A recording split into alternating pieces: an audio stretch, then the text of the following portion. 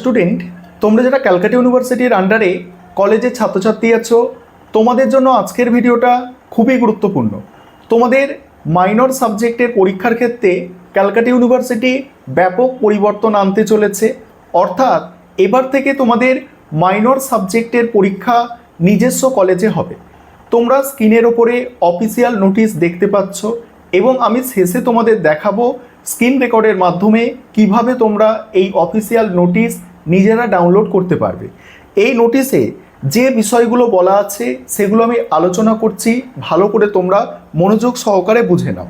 প্রথমে 1 নম্বর বিষয় বলা হচ্ছে, তোমরা যারা 3 বছরের এমডিসি কোর্স অর্থাৎ পাস কোর্সের ছাত্রছাত্রী আছো, তোমাদের জন্য তোমাদের কি বলা হচ্ছে, তোমাদের কোর পেপার অর্থাৎ যেগুলো সিসি পেপার আছে পাস কোর্সে, সেগুলো থিওরিটিক্যাল পরীক্ষা এবং থিওরিটিক্যাল পরীক্ষা অন্য কলেজে হবে। অন্য কলেজে বলতে তোমার যে কলেজে তুমি পড়াশোনা করছো অন্য কলেজে গিয়ে সিসি পেপারের পরীক্ষাগুলো দিতে হবে, ঠিক আছে। এবং প্র্যাকটিক্যাল টিউটোরিয়াল নিজস্ব কলেজেই হবে যেভাবে হয়ে থাকে। তাহলে কি বললাম, তোমরা যারা পাস কোর্সের ছাত্রছাত্রী আছো, তোমাদের সিসি পেপারের পরীক্ষা যেটা লিখিত পরীক্ষা হয় অন্য কলেজে গিয়ে দিতে হবে, কিন্তু যেটা ইন্টারনাল পরীক্ষা সেটা কিন্তু নিজস্ব কলেজেই হবে। এবারে তোমরা যারা 3 বছরের এমডিসি কোর্সের অর্থাৎ পাস কোর্সের ছাত্রছাত্রী আছো, তোমাদের মাইনর পেপার থাকে। সেই মাইনর পেপারের পরীক্ষা সেটা থিওরিটিক্যাল পরীক্ষা মানে লিখিত পরীক্ষা, প্র্যাকটিক্যাল পরীক্ষা, টিউটোরিয়াল পরীক্ষা, সমস্ত পরীক্ষাই নিজস্ব কলেজে হবে অর্থাৎ হোম সেন্টারে হবে। এমনকি এই মাইনর পেপারের পরীক্ষার খাতাও কিন্তু নিজস্ব কলেজের মানে শিক্ষক শিক্ষিকারাই চেক করবেন, ঠিক আছে, এটা মনে রাখবে। আর আরেকটা বিষয় যে এই পেপারের প্রশ্নপত্র এবং রুটিন কিন্তু ক্যালকাটা ইউনিভার্সিটি নিজেই তৈরি করবে। অর্থাৎ তোমাদের পরীক্ষাটা নিজস্ব কলেজে হবে, খাতাও নিজস্ব কলেজের টিচাররা দেখবে, তবে প্রশ্নপত্র ইউনিভার্সিটি তৈরি করে দেবে এবং ইউনিভার্সিটির পরীক্ষার রুটিন অনুযায়ী মাইনর পেপারের পরীক্ষা হবে। এটা গেল এমডিসি কোর্সের ছাত্রছাত্রীদের ক্ষেত্রে। এবারে তোমরা যারা 4 বছরের বিএসসি অনার্স কোর্সের ছাত্রছাত্রী আছো, তোমাদের ক্ষেত্রে বলা হয়েছে দ্বিতীয় পয়েন্টে, তোমাদের যেগুলো কোর পেপার আছে, অনার্সের কোর পেপার কোনগুলো, ডিএসসিসি পেপার এবং এসইসি পেপার, এগুলোকে অনার্সের কোর পেপার বলা হয় অর্থাৎ অনার্সের পেপার। সেই অনার্সের পেপারের পরীক্ষা অ্যাওয়ে সেন্টারে হবে অর্থাৎ অন্য কলেজে গিয়ে দিতে হবে। কিন্তু অনার্সে টিউটোরিয়ালের অংশটা কিন্তু নিজস্ব কলেজে হবে, যেটা আগে হয়ে থাকতো। এবং মাইনর পেপারের ক্ষেত্রে পরিবর্তনটা এসেছে, আমি তোমাদের প্রথমেই বলেছি। অনার্স কোর্সের তোমরা যারা ছাত্রছাত্রী আছো, তোমাদেরও মাইনর কোর্সের পরীক্ষা অর্থাৎ মাইনর পেপারের পরীক্ষা এই এমডিসি কোর্সের ছাত্রছাত্রীদের মতোই নিজস্ব কলেজে হবে। অর্থাৎ অনার্সের তোমরা যারা ছাত্রছাত্রী আছো, তোমাদেরও মাইনর পেপার যে আছে, মাইনর পেপারের পরীক্ষা, সমস্ত পরীক্ষা মাইনর পেপারের নিজস্ব কলেজে হবে। তবে প্রশ্নপত্র ইউনিভার্সিটি তৈরি করবে এবং পরীক্ষার রুটিন কিন্তু ইউনিভার্সিটির রুটিন অনুযায়ী পরীক্ষা হবে। আশা করি বিষয়টা বোঝাতে পারলাম। এবার 3 নম্বর বিষয় বলা হচ্ছে, 3 নম্বর বিষয় কি, 3 নম্বর বিষয় হচ্ছে তোমরা যারা 3 বছর এবং 4 বছরের বিকমের স্টুডেন্ট আছো, 3 বছরের পাস কোর্স এবং 4 বছর অনার্স কোর্সের বিকমের স্টুডেন্ট আছো, তোমাদের সিসি পেপার পাস কোর্সের ছাত্রছাত্রীদের সিসি পেপার থাকে। সেই সিসি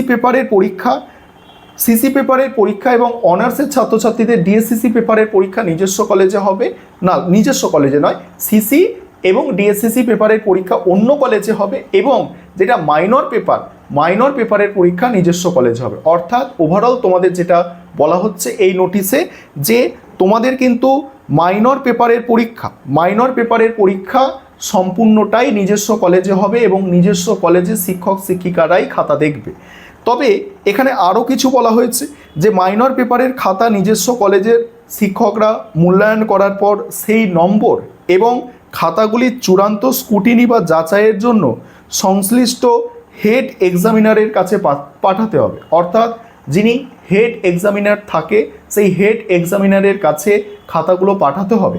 না হলে কি হবে, কোনো কলেজে এও হতে পারে যে নিজস্ব কলেজে পরীক্ষা হচ্ছে, ছাত্রছাত্রীদের একটু হালকাভাবে খাতা দেখা হোক, এক্ষেত্রে কী হবে, একটা মানে ভারসাম্যটা নষ্ট হয়ে যাবে, কোনো কলেজের ছাত্রছাত্রী বেশি নম্বর পাবে এবং কোনো কলেজের ছাত্রছাত্রী কম নম্বর পাবে।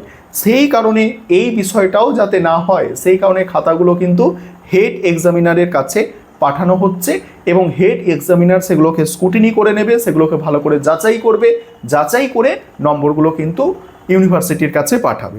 এবারে আরও একটা এখানে বলা হচ্ছে যে উত্তরপত্র যদি কেউ রিভিউ এবং এফএসআই করতে চায় সেটা কিন্তু হেড এক্সামিনারের তত্ত্বাবধানেই হবে।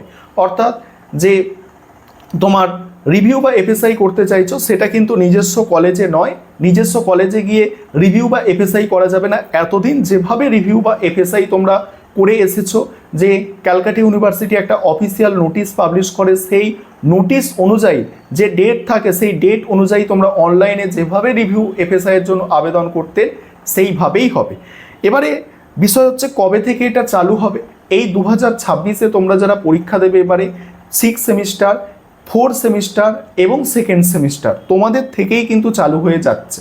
ক্লিয়ারভাবে নোটিশে লেখা আছে যে এবারে যে ইভেন্ট সেমিস্টারের 2026-এ পরীক্ষা হতে চলেছে, যে 6 সেমিস্টারের পরীক্ষা, সেমিস্টার 4-এর পরীক্ষা এবং সেমিস্টার 2-এর পরীক্ষা এখন থেকেই কিন্তু এটা চালু হয়ে যাচ্ছে। এবারে এই নোটিশ তোমরা কিভাবে ডাউনলোড করতে পারবে সেটা তোমরা দেখে নাও, আমি স্ক্রিন রেকর্ডের মাধ্যমে দেখিয়ে দিচ্ছি।